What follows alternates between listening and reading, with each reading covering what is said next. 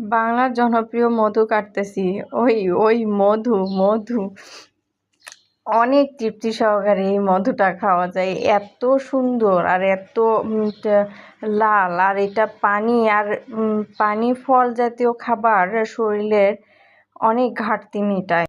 এই খাবারটা বাচ্চাদের যে এত প্রিয়, আমার চারপাশে আমার বাচ্চারা ঘোরাফেরা করতেছে কখন মার কাটা শেষ হবে আর কখন আমরা খেতে পাবো। এটা খাইতে খাইতে এটা যেমনই তৃপ্তিকর খাবার তেমনই মজাদার একটা খাবার, যা নিমিষেই শেষ হয়ে যায় এবং পেটটাও ভরে যায়। খাবার খাওয়ার পরে এটা যদি খাওয়া হয়, ইফতারের সময় যদি এটা খাবারে থাকে অনেক মজা হয় এবং অনেক তৃপ্তি সহকারে সবাই খায়। কলিজা, পেট ঠান্ডা তো কলিজা ঠান্ডার। এই তরমুজটা অনেক লাল হয়, আবার অনেক প্যাটপ্যাটে হলেও এটা স্বাদ আছে, মিষ্টি মিষ্টি ভাব। এটা জুসও করে খাওয়া যাবে। এটাকে কেটে যদি আপনি সামান্য একটু লবণ দিলেন বা বাচ্চাদের পছন্দের জন্য একটু সরিষার তেল দিয়ে মাখাই দিলেন, অনেক মজা। ওরা তো নিমিষেই এটা চেটেপুটে শেষ করে দিবে।